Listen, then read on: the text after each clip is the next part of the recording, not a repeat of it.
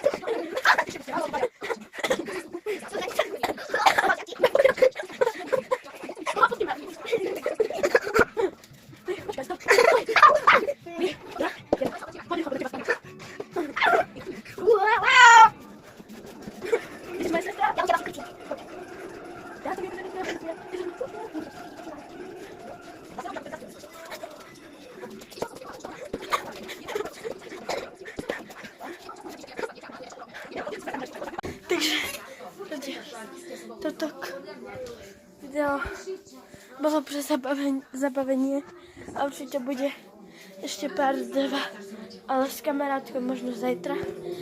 A sme úplne zničení a